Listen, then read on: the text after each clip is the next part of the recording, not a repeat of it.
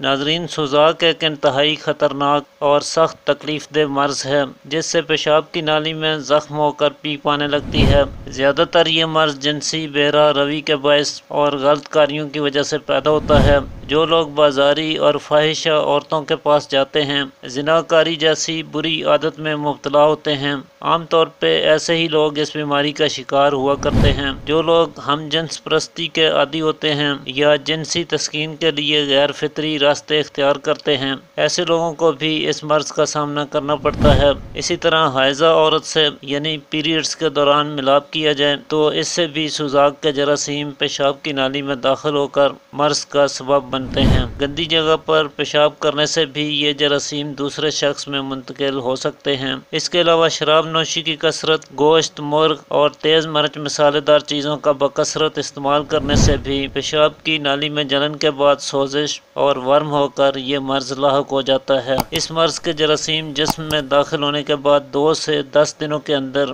مرض کی علامات پیدا کر دیتے ہیں۔ عموماً دوسرے یا تیسرے روز پیشاب کی نالی میں سخت سوجن، لالی اور خراش ہونے لگتی ہے۔ خراش اور جلن سے مریض کو سخت بے چینی ہوتی ہے۔ پیشاب جل کر اور بہت درد سے آنے لگتا ہے۔ پیشاب کے ساتھ پیپ بھی خارج ہوتی ہے اور کبھی خون بھی آنے لگتا ہے۔ تیسرے چوتھے روز مرض میں شدت آ جاتی ہے۔ کمر میں درد ہوتا ہے، پیپ گاڑھی ہو کر نکلنے لگتی ہے، بھوک کم ہو جاتی ہے، کبھی قبض بھی ہوتی ہے، پیشاب میں بھی رکاوٹ پیدا ہوتی ہے۔ 10-12 روز کے بعد مرض میں کمی آ جاتی ہے اور وقتی طور پہ آرام محسوس ہوتا ہے۔ شروع میں ہی اگر اس کا پراپر علاج نہ کیا جائے تو کورا پیدا ہو جاتا ہے اور پھر سالوں تک یہ مرض انسان کے ساتھ رہتا ہے۔ یہ اس مرض کی خاص علامات اور اس کے بنیادی اسباب ہیں۔ اب اس کے علاج کی طرف چلتے ہیں۔ آگے چلنے سے پہلے آپ سے چھوٹی سی گزارش ہے کہ ویڈیو اچھی لگے تو لائک ضرور کیجیے گا، کیونکہ آپ کے ایک لائک سے، آپ کے پیار سے ہماری حوصلہ افزائی ہوتی ہے۔ تو ناظرین، اس مرض کے علاج کے لیے سب سے پہلے تو سچی توبہ کیجیے،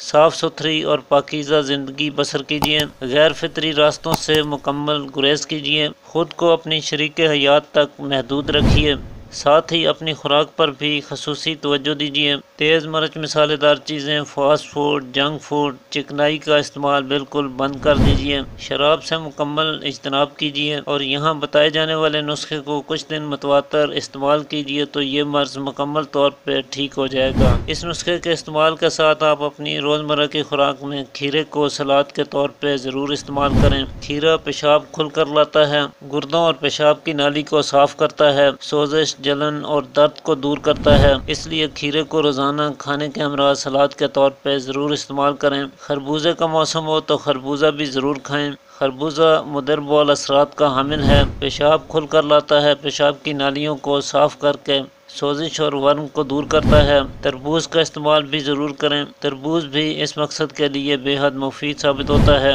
ان دونوں پھلوں کا اگر موسم نہ ہو تو آپ خربوزہ یا تربوز کے بیج استعمال کر کے پورا فائدہ حاصل کر سکتے ہیں۔ اس کے لیے آپ 2 کپ پانی میں 1 چمچ خربوزہ یا تربوز کے بیج، 1 چمچ سونف اور 2 عدد سبز الائچی کے دانے ڈال کر چولہے پر رکھیں۔ جب پانی 1 کپ رہ جائے تو اسے فلٹر کر کے حسب خواہش مصری سے میٹھا کر کے رکھ دیں اور ٹھنڈا ہونے پر نوش فرمائیں۔ صبح و شام اسے استعمال کریں۔ سبزیوں میں سے کدو اور توری کا استعمال کریں۔ مولی کا موسم ہو تو مولی ضرور کھائیں۔ گاجر یا گاجر کا جوس پئیں۔ اس کے علاوہ آپ میٹھے انار کا جوس بھی پی سکتے ہیں۔ تو چلیے اب آج کے نسخے کے بارے میں بھی جان لیتے ہیں۔ اس کے لیے آپ کیکر کے پھول 20 گرام کی مقدار میں لے کر انہیں گرد و غبار سے پاک کر لیں اور کسی مٹی کے کورے برتن میں 1 پاؤ کے قریب پانی میں رات کے وقت بھگو کر رکھ دیں۔ صبح سویرے اسے کپڑے میں سے نکال کر اس میں 2-3 چمچ کوزہ مصری ملا کر اسے میٹھا کر لیں اور نہار منہ ہی اسے پی لیں۔ ناشتہ